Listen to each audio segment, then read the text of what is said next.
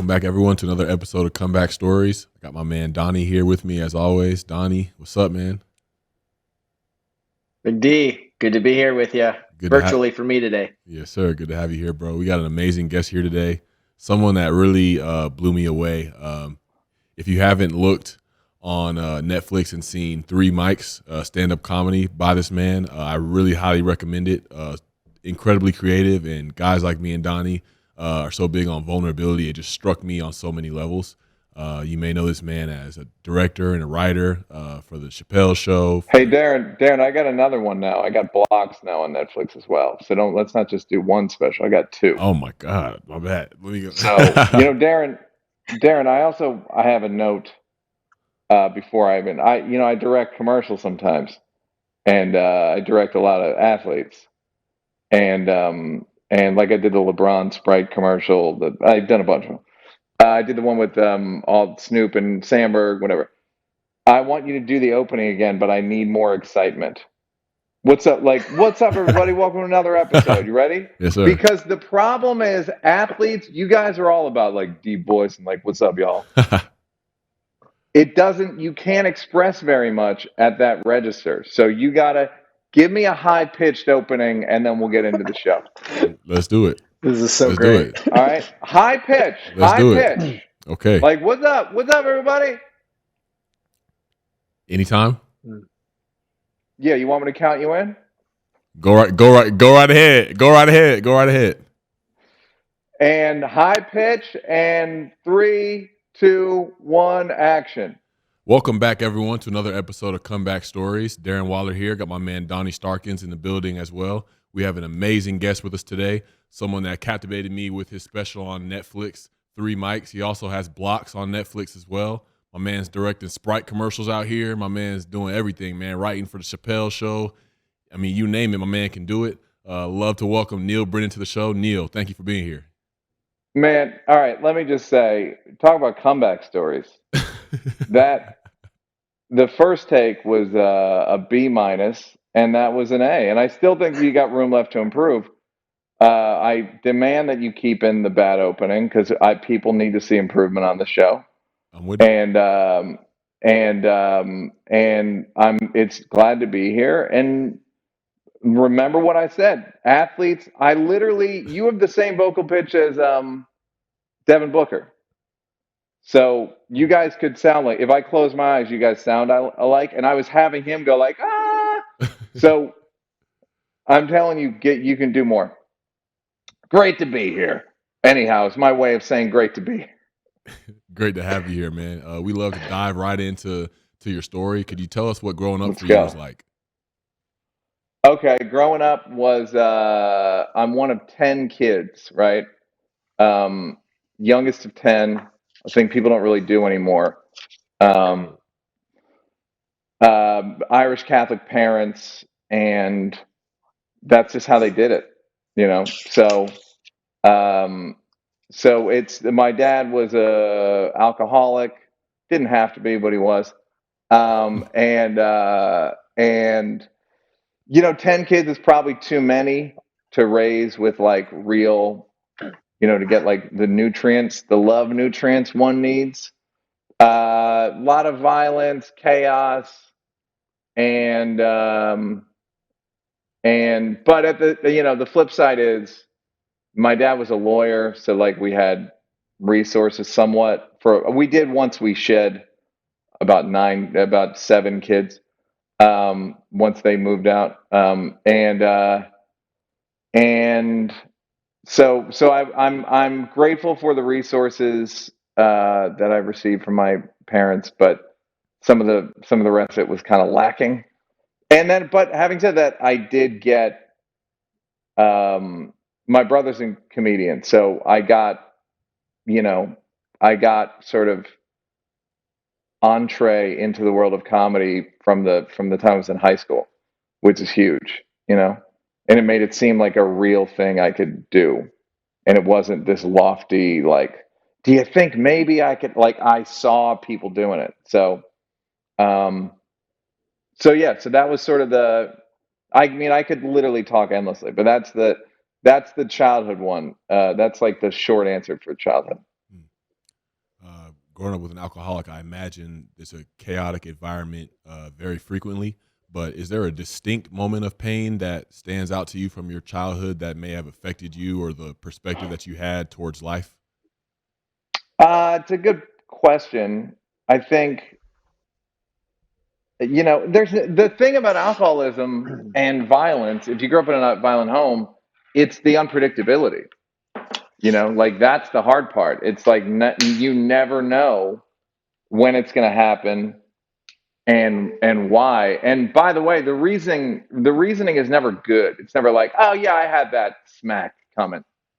It's always random, and to my mind, it's never necessary ever, and you know, so it kind of makes you generally like defensive, which sucks as a mo for life. Um, and Yeah, so that would be there's no one moment, which is kind of worse. You know what I mean? Kind of worse. Like, oh, I knew when X happened. If it rained, there was no through line to what was going to happen. In Three Mics, one thing that stood out to me was you talked about how ego and adrenaline played a role in how you responded to the environment you grew up in, or just a way to find an escape. Could you explain more of that? Yeah, because of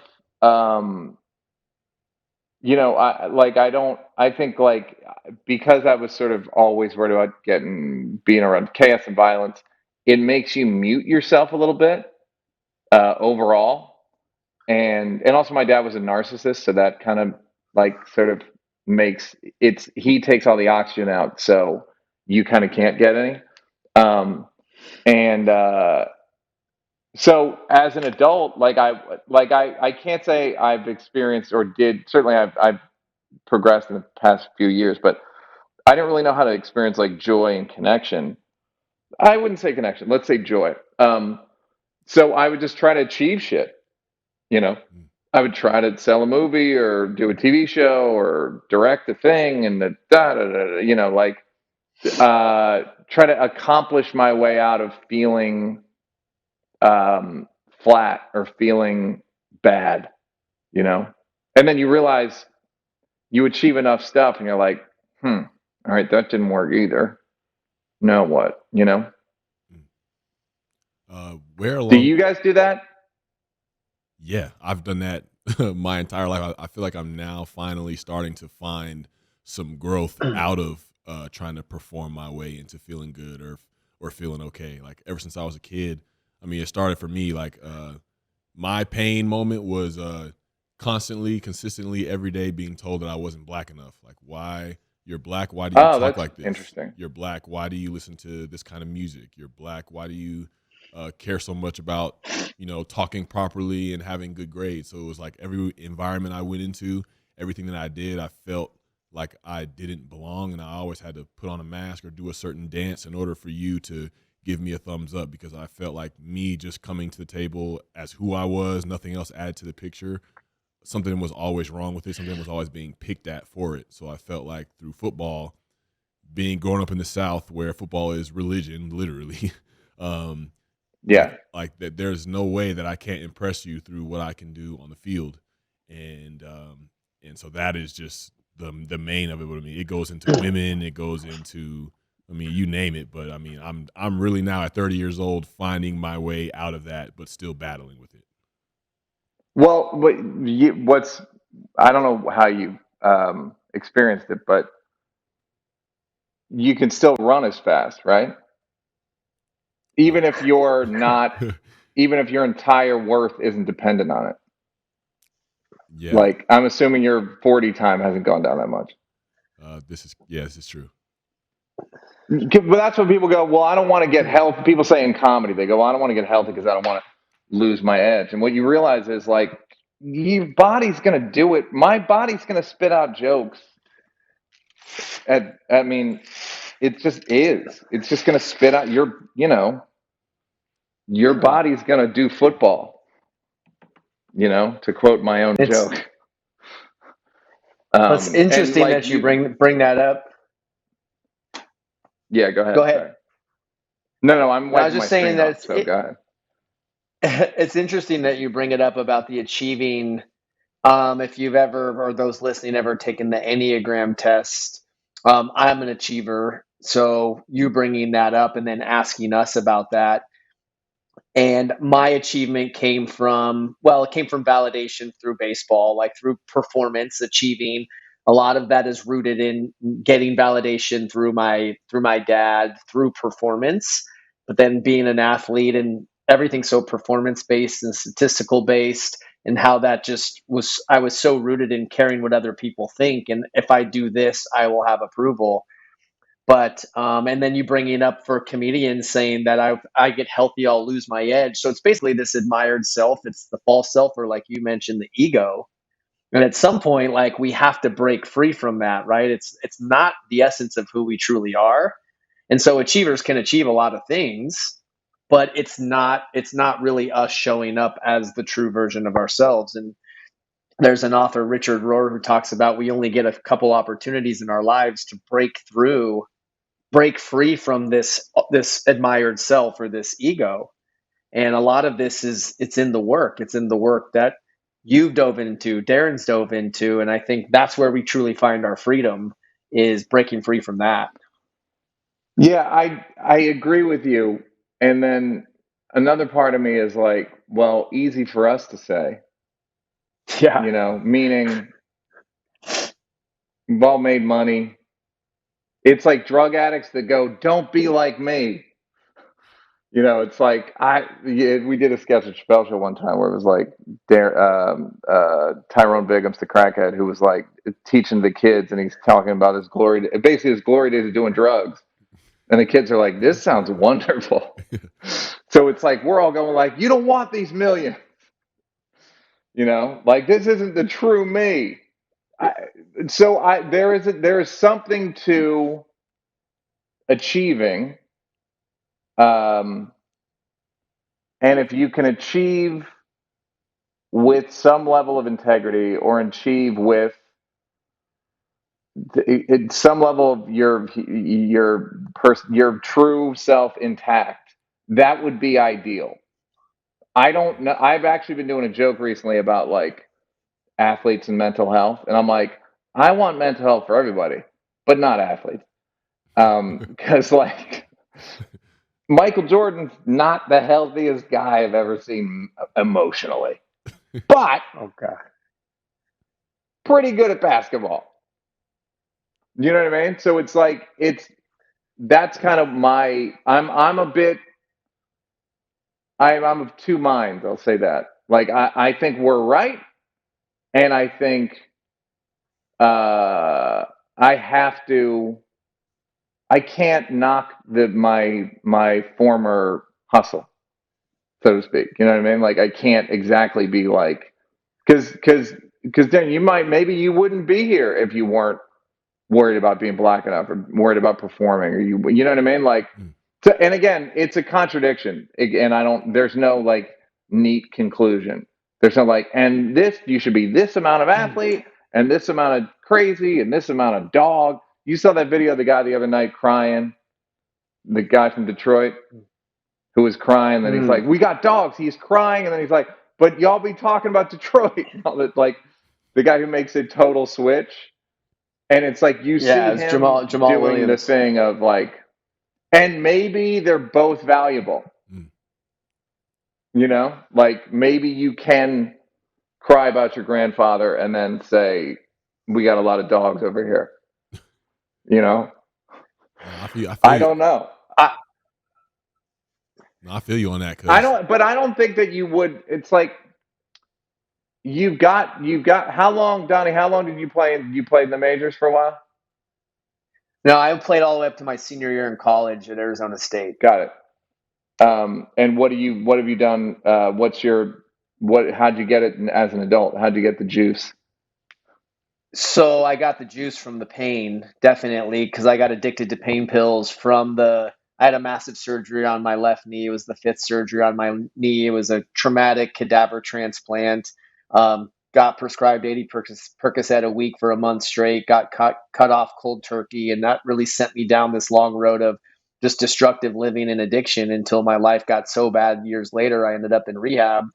And in rehab, it was getting really curious, like what the fuck happened to my life, going from a baseball player star to a drug addict. And when I took ownership, I didn't want to feel the emotional pain of the loss of my identity, my purpose, the love of my life, the only thing I ever knew, because I got all my validation through baseball. So when that's stripped of you, it completely destroyed me. And so it's all through the pain. And when I started to share my story on a way smaller platform than where Darren shared his story, that's when everything changed for me. So I thank the pain, and I thank that doctor who hacked up my knee and gave me all those painkillers, because it's the reason us three are talking here today. It's so fucking cool.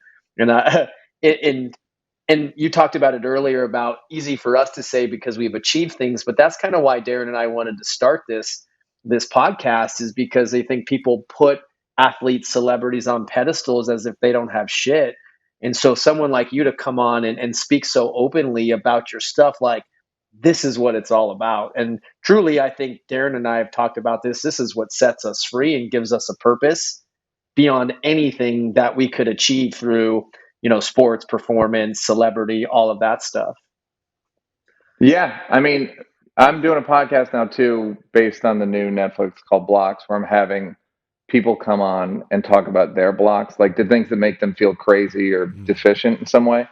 And like David Letterman came on the first episode and he spilled the beans on himself. Like he was, he stayed, if he had a bad show, he would stay, he wouldn't leave the studio until the sun went down. And I was like, Dave, that's like 9 at night. And he's like, no, I'm talking about 10:30, 11. And this is like 25 years into doing the show, So we are all more vulnerable. And I think it's we've got a long way to go. I'm glad we've started. I'm talking more about male vulnerability. It's like, Darren, I'm sure you see all the guys like, I don't know what you be on that shit on that podcast. Boy, like, I'm sure they're all like, the energy changes changes when I come around and start having conversations. That's for sure. Yeah. So yeah, it's like Charlemagne, the DJ, the radio host, said he went to therapy because I talked about it, which is insane. Wow. You know what I mean? Like, he heard me talk about it and was like, well, if he can do it, I can do it. So it's like it's a kind of slow chain reaction, I think, of making it more acceptable for us to have. I mean, I would say the only male emotions are boredom and anger. Where I was like, oh, this fucking sucks. This fucking sucks, and I'm bored. So yeah, like expanding the definitions, and I'm sure. Are you in a 12-step program, Donny, or have you worked? I am. Program? I mean, I've been in 12-step AA, NA. I have what I like to call a sobriety 2.0 these days that includes plant medicine. I feel like that set me on a completely whole nother level of sobriety, including so much more emotional sobriety. Did we talk about on here? Yeah. Hell yeah. Which plants are you dealing with? So a year ago, 9 years sober with nothing in my system, I did my first psilocybin journey almost exactly a year ago here in North County, San Diego. And since then I've done, I was 5 grams hero dose blindfolded. It was like one of the most transformational, not easy. The first hour was extremely difficult because I wasn't surrendering to the medicine and my ego was doing everything to fight it. It was terrifying and hard. And then once I surrendered, some beautiful grief, and it was quite an amazing journey. Not always easy, but a lot of freedom in it. And then since then, I've done a couple combo ceremonies. One was actually a Joshua tree. It was combo Bufa mushrooms, all an immersion of all the same day, which was like completely life changing. And people say, "Wow, that sounds." Well, people say that sounds intense, but really, combo was intense because it's physical. But the other two, like Bufa, my first experience was the most gentle, loving, heart opening experience I ever had. And then that night, it was just the mushrooms was really like an integration and a reflection of what How happened in many the first grams half of did you that do? How day. many grams of mushrooms did you do? The second time, it was Yeah, like 2 grams, or yeah, it 2. was Yeah. 2 grams. Yeah. So it's Yeah, changed I did everything. It's changed the way Bufo. I see the world. Go ahead. Yeah. Well, no, I want to hear. Keep talking.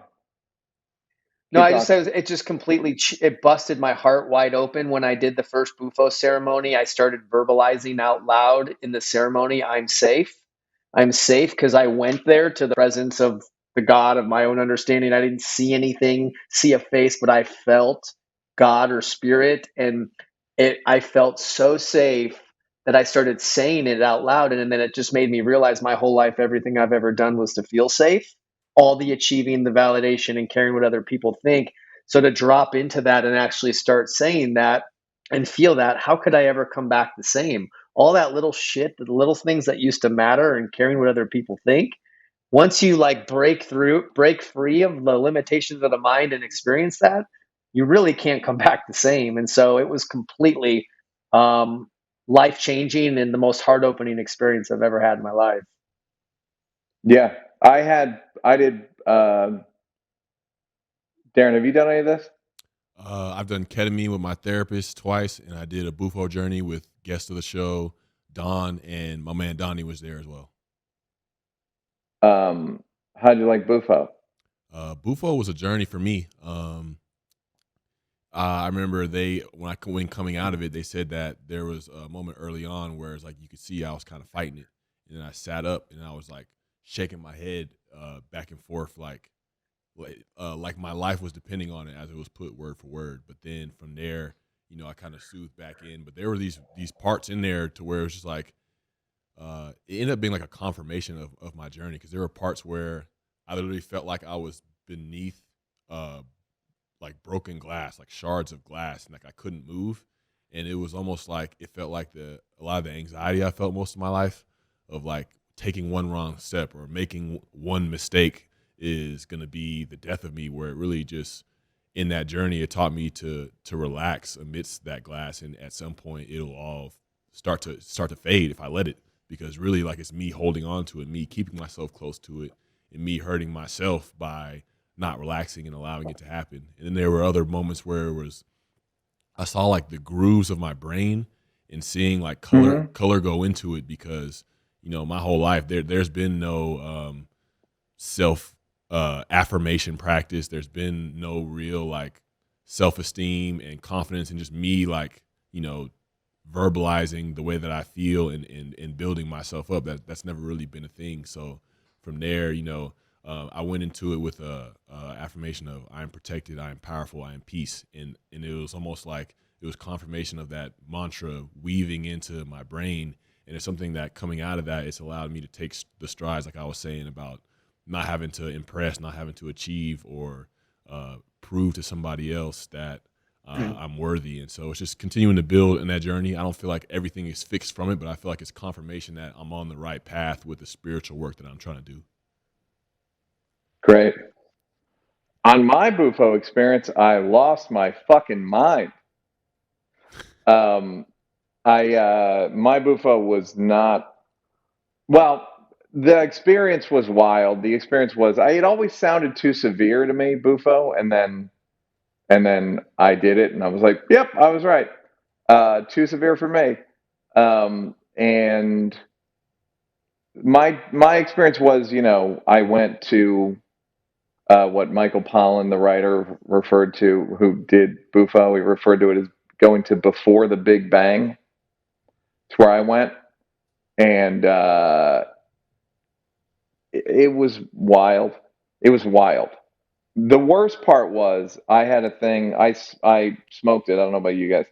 I had a thing called a reactivation, where like a week later, I started drifting back into it.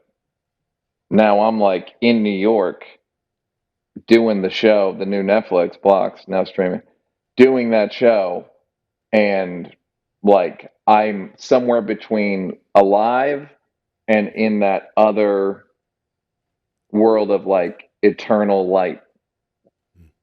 And I was kind of like that for 2 days. And it was so disorienting. I thought I may have to kill myself because this is too disorienting.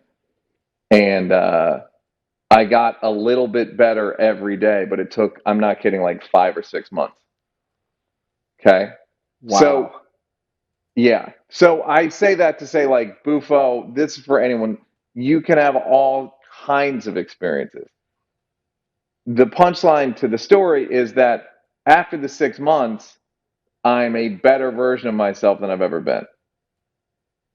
But the process of getting there was the worst thing I'll ever experience. Without a doubt, Wow. like worse than death. Like death will be. People are like, that sounds terrifying. I was like, I would have paid money for terrifying. Like I wished I was terrified. I was so far past terrified. But it changed my body and it changed my brain. When I say it changed my body, like, yeah, I got a 6-pack now. No, it changed my body in that I just metabolize experiences different. I can fall in love easily. Like I'm funnier, less no depression, no anxiety. But the process was, I mean, I would have killed myself. I had the thought during it, I wouldn't wish this on Adolf Hitler. I was so far gone. I was literally between alive and dead, or what we experience is what I believe I would. I didn't kill myself because I thought I'm just going to be going into more of this. So I'm not going to kill myself because I couldn't. I was like, this is awful. I don't want to go into it headlong. So I got a lot out of it. But it was wild. I've also done a good amount of ayahuasca, and that's been a little crazy, but always beautiful. And I went from being an atheist to a believer in a spirit. So huge, you know. But from the medicine of ayahuasca. From the Aya, from the Aya. I went literally, I think my third Aya journey. I was like, oh, I'm in the presence of God right now. Okay. I was an atheist. I was like, okay, I'm in the presence of God. Fair enough. Like I just needed to feel it. It was like going to church. I grew up Catholic, so church was just like, it wasn't whatever it was supposed to do, it would never did. You know, it never did like deliver. And this ayahuasca is the first spiritual experience I had that delivered completely. You said Bufo made you a better person, a better version of yourself in that 6-month process of working through all that shit. What was the process, or what was some of the work? Or that's the thing. There was no, because somebody was saying you should write about it, and I was like, it's not even. It's the problem is it was like an on and off switch. It wasn't like in that time I learned. It was my body was one way, and then it was another way. It was like some poof. I mean, the poof took 6 months, but like it was like before, after, with no process to speak of other than just being less disoriented over time. Just got like, it went from, I was like sick. I believe like mine was like more than a year ago. It was like November 1st is when I inhaled. November 7th, I had the reactivation. And I'd say this year, probably June, July, I finally was like completely myself. But I was on a plane that got turbulence, and my first thought was, what am I? Not where am I, not who am I? What am I? Like, what species shit, like understanding, I mean, 35 trillion feet. I couldn't watch Apple screensaver Apple TV screensavers, like those real crisp, like mountains in nature. I was like, nah, I can't look at this. It was just too like, nah. I it was like I couldn't look at it because I knew how, or I believed I know, whatever. I believed when people go that mountain's 500,000 years old and that crazy, and you're like, yeah, that's crazy. But meanwhile, fucking nothing happens.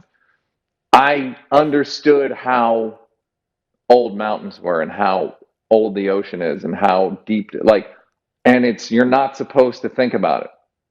We're not supposed to comprehend it. We have these blinders on that keep us like just for comprehension. And then this was like, and it was way too much.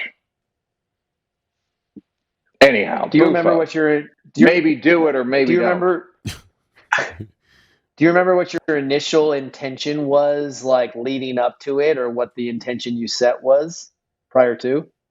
You know what's funny is I don't really remember the intention. I'm always looking for more joy, and maybe I got it, but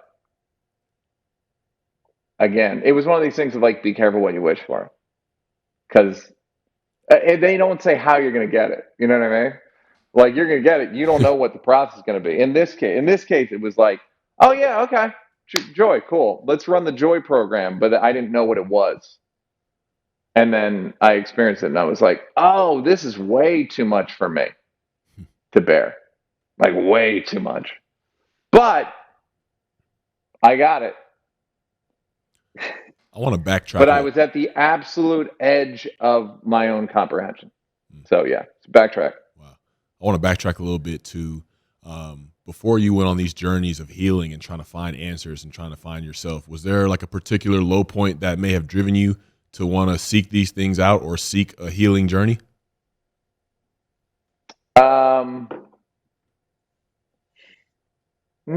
I can't say that there was. There was no bottom.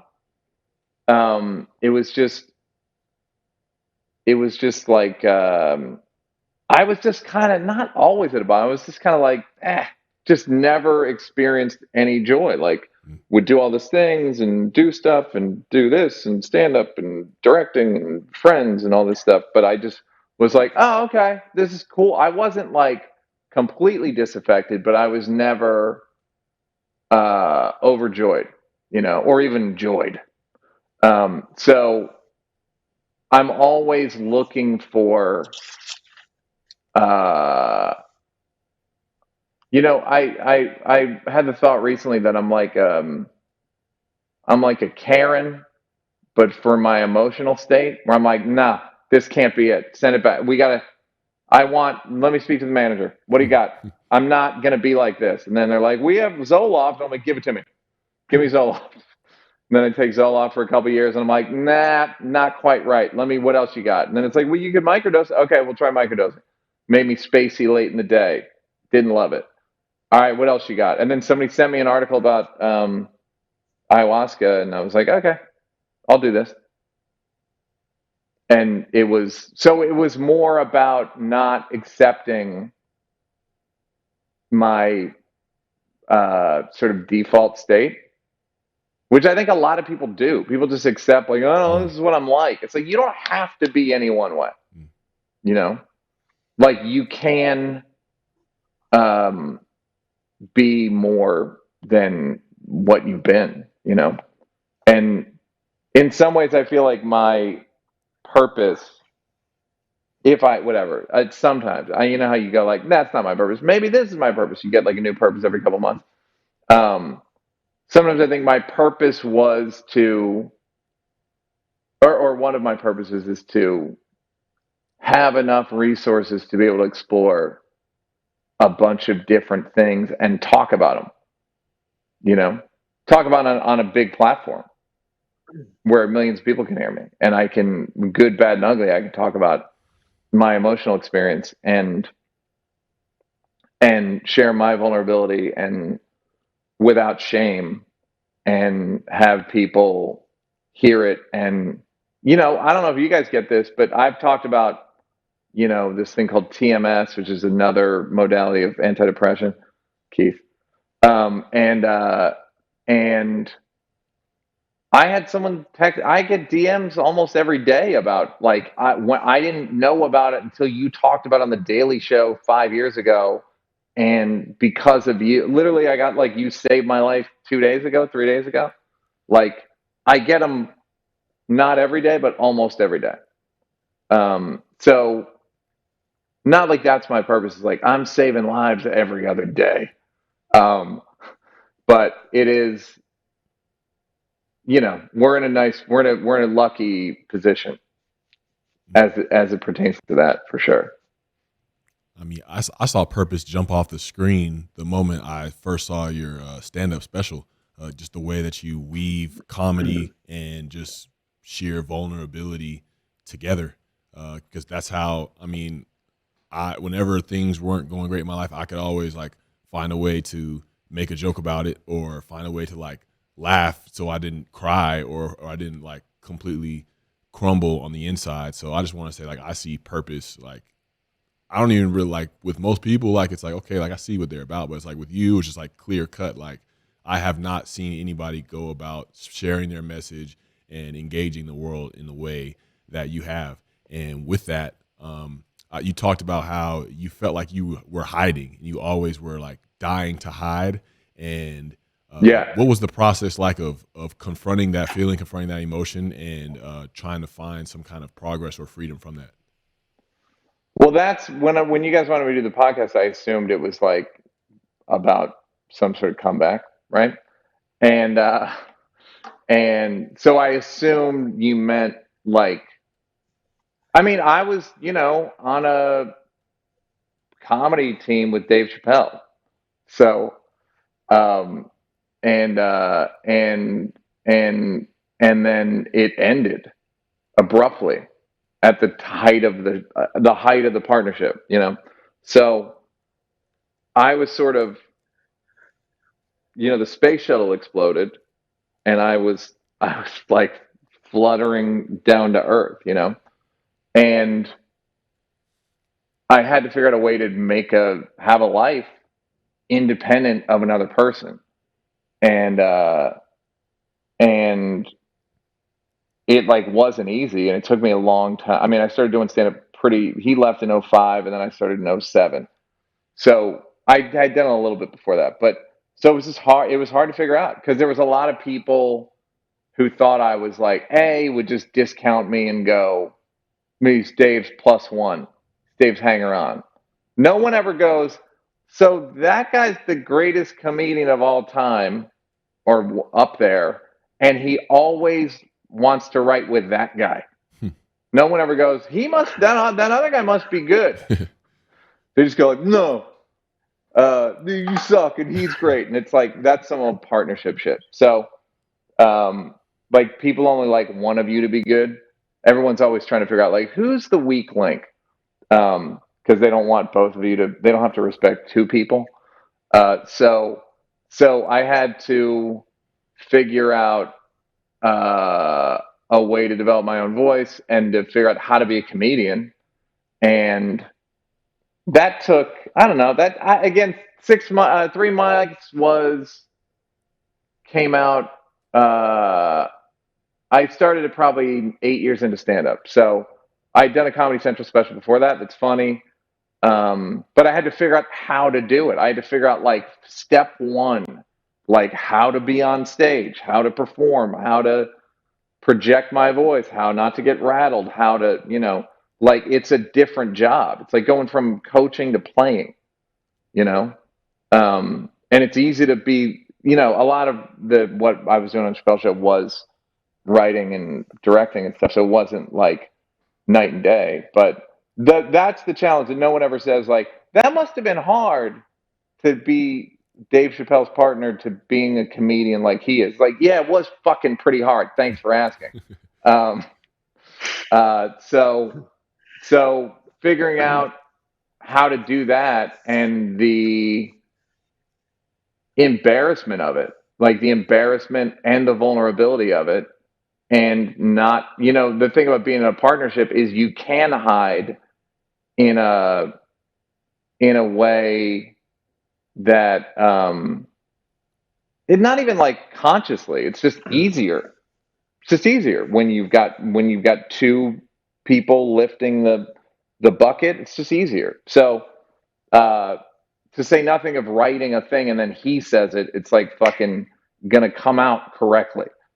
So that was the hard part, and like I said, the embarrassment of going from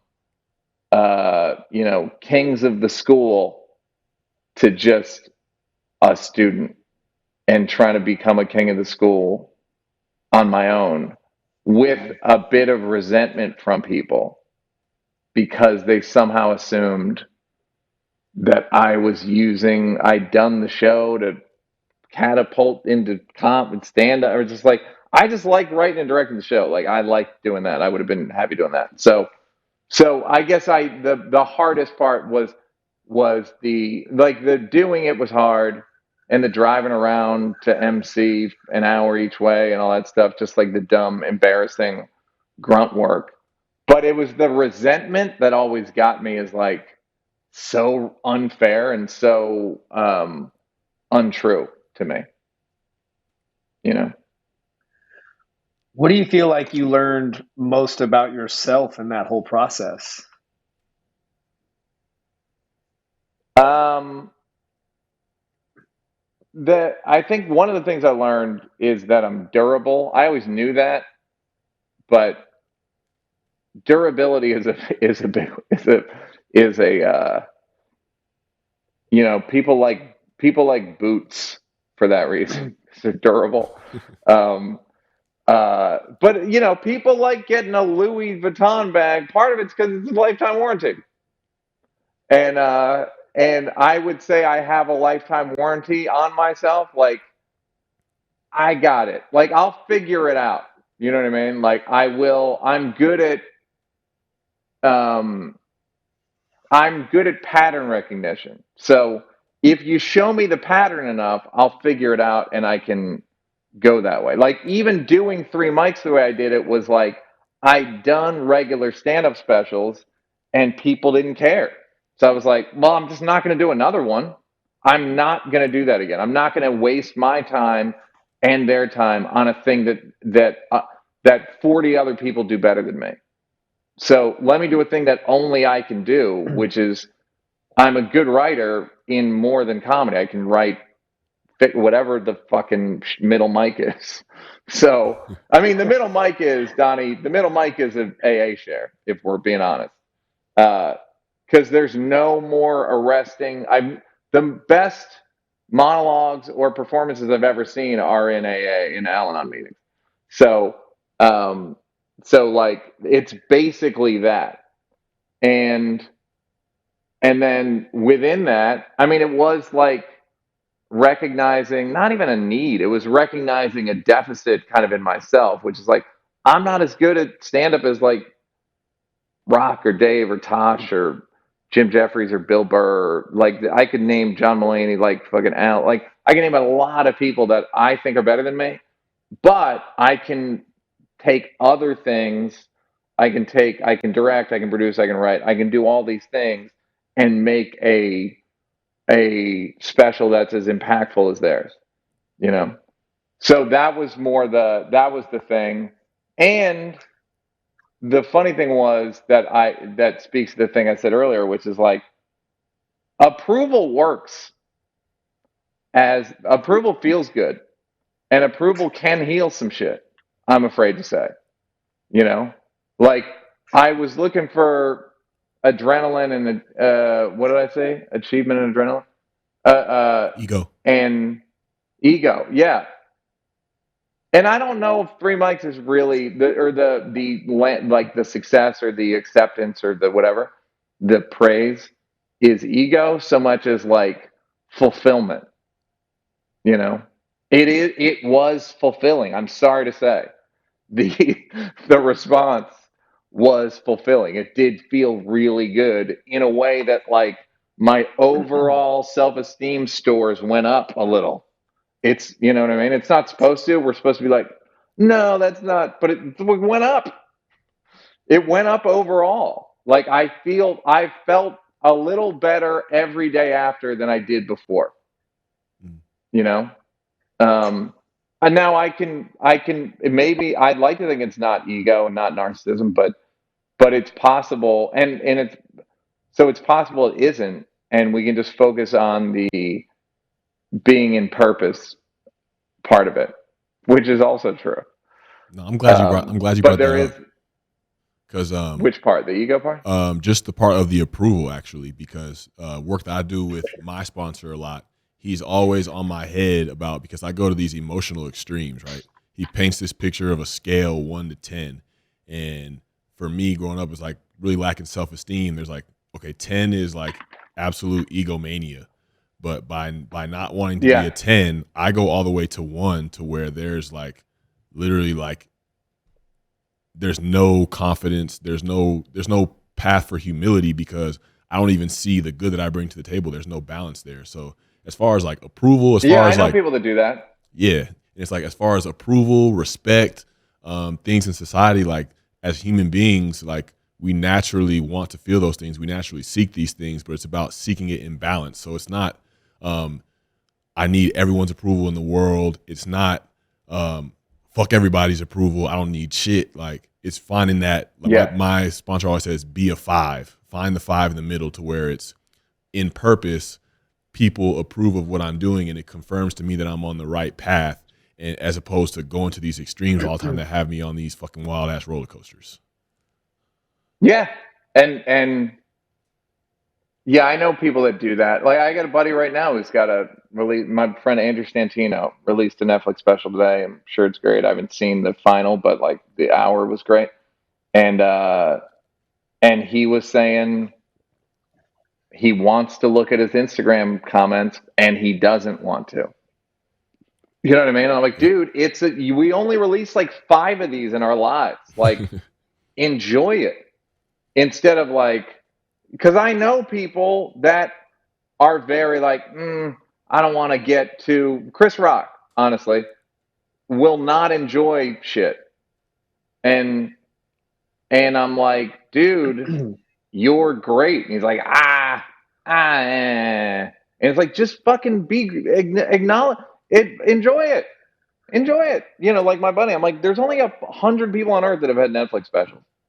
It's a rare thing. There's only so many guys playing the NFL. There's like, there's. I'm not saying you got to be like mean mugging people and being like holding your chain up and shit. You just for yourself, you can enjoy it. You know. Facts. Darren, were you on Real Sports? Yeah, I was. I don't. Was it like a few months ago? I believe. Yeah. All right. Good. It's funny. Life's wild because I was like, I thought it was you, and then I forgot it was you, because I watched it, and I watched all of them. But it's funny how you see somebody and be like, I fuck with that dude, and then they DM you. Life's like that sometimes. But yeah, you're like trying to do shit. Yeah, again, none of this shit's easy, and there's also not a lot.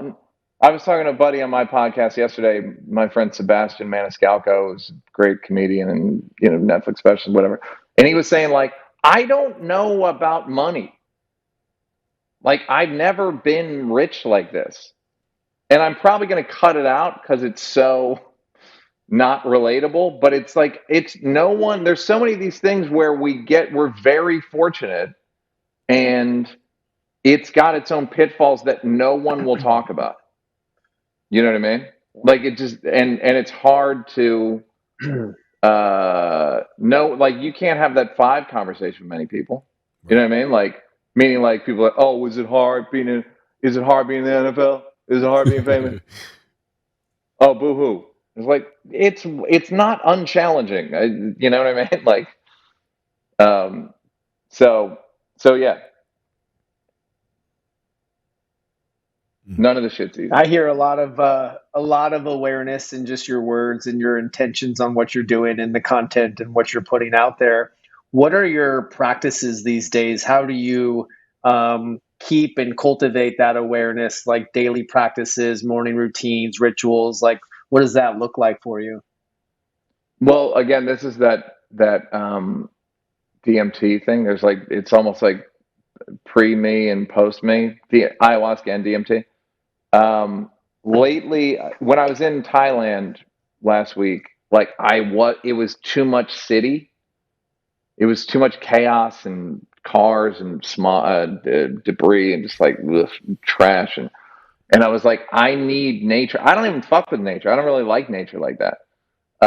But I'm starting to realize like, oh, I need some nature in my life. Like, and I've wanted to go to sleep earlier, which I've never wanted before. I'm gonna set up an altar with like fucking goofy ass crystals and shit on it. Like I'm shame on me.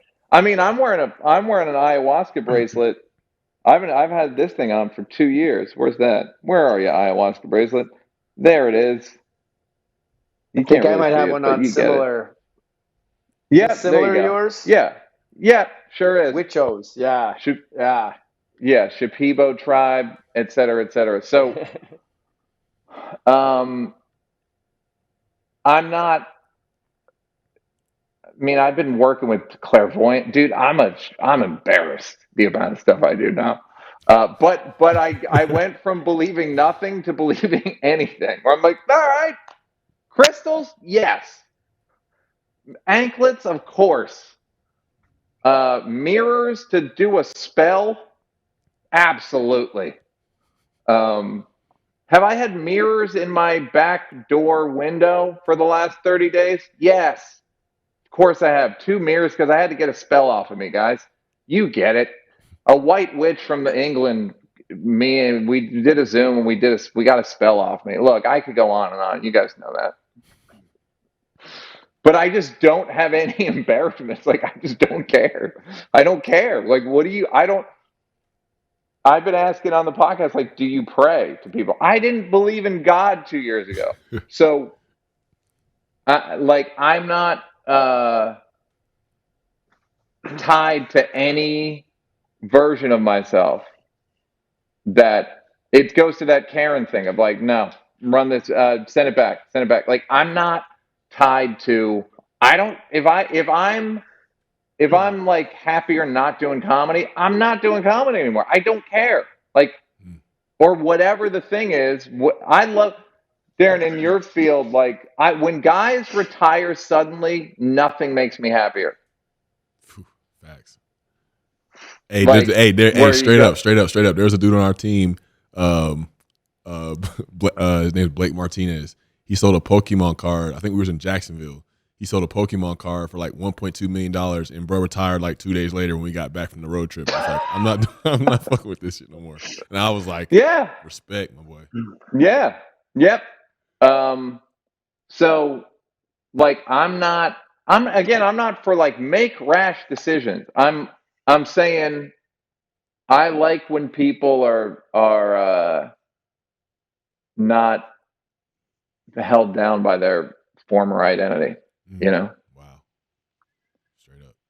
It's just a trap. A It's lot just of like this, you don't have to do anything. Like you don't have to do any of this. You have to live inside. Probably you need running whatever. But like, did you ever think you'd deal with the so word, many homeless people there? Nah, I never thought I'd be doing Yeah, 99% of exactly. the shit I'm doing. Yeah, and you're like, okay, I guess this is what I do now. It's the same you. It's a better version of you, but it's the same core, you know. I feel like So the word that keeps coming up for me is freedom, just hearing you talk, like true freedom. And I think that's where, if I think about sobriety as the first step to that freedom, achieving a freedom I never knew was possible, working through the 12 steps and working through my shit. And then sobriety 2.0 with the plant medicines and breaking through all those other limitations. Um, is freedom, and I hear that in your words, where like to not give a fuck anymore about what anybody else thinks and be open to the magic and mystery of life and not be tied to these old beliefs that crystals are weird or woo woo. It's like all such broken down old belief systems. But just as you were explaining everything on what you're doing now and how, three men talking on a podcast, for me, 10 years ago would be like, this isn't the shit I would ever talk about. I wouldn't talk about the loving ourselves first. It was like, no, push through the pain. Don't show emotion. Never let them see you sweat. So it's always an honor. And this is why Darren and I started this podcast, was to bring people on who, from the world's perspective, might look like they have all their shit together and have this amazing life. But when they actually get to share their shit like you're doing, this is like when you're talking about purpose, where I can just take a step back and go, fuck yes, like this is exactly why we wanted to do this. So thank you for sharing everything. It's beautiful, man. Yeah. And again, I don't, like I said, maybe my purpose is to do this stuff. Maybe it isn't. Maybe it's like, it's all a bridge to a different thing, like it's, you try this Freedom. and then you try like, yes, a better, it's an update. I mean, didn't you guys feel, or maybe you did or didn't, but I've had the experience on plants where it's, you're getting a new operating system, and my issue was I was still alive, where it was like, hey, they put the computers to sleep for this, where I was like going places and fucking living, and then like, and it's like, yo, can we stop? Can we choose? Can we do this when I'm asleep? Um, but yeah, it's like, it's not getting tied to who you are, and actually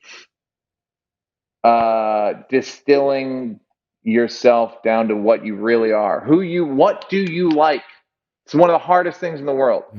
What do I like? What do I actually like? Like I realized recently, like I don't like more than one or two people in a conversation. Anything else is just disorganized. And it just takes a lot. Like I'm happy people are overusing the word introvert and extrovert now, because there is a lot of truth to it. Like I'm kind of an introvert. And I was wondering, like, why do I not ever want to go to a party? Am I just like a misanthrope? No, I just don't. It doesn't move. It doesn't work for me. So just figuring out what doesn't work for you. And in the new one, the blocks one, I'm still grappling with all of the choices I've made in life, like not having kids, and not drinking, and not being married, and sort of the disapproval of people, and figuring out how to accept myself despite all the ways in which people disapprove. And that's hard, but it's a thing that I've gotten way better at over time, just because it's one of the only, not the only good thing about aging is you just like, you don't like, you can heal quicker. Your emotional wounds heal like a young person's cut. Like my emotional wounds heal like a 17-year-old elbow. Now my elbows can't heal for shit, but my emotional wounds are like it used to be days, and now it's like minutes or hours to recover from an emotionally hard thing. Spinning out, like you mentioned, Darren. No doubt, man. Oh man. Yeah, it just takes a long time, and the DMT, the Bufa really help with that. I think because you're durable, you probably had to go through that 6-month experience, the whole durability thing. They always say the medicine will reveal what it's supposed to, but 6 months, that's wild, and that reactivation is super wild. But Donnie, the problem is I already knew I was durable. Like medicine, I knew this. So yeah, so that was the hard part. Was like I knew I was durable. Tell me something I don't know. I had another experience like that on ayahuasca, where it was like sort of my mind.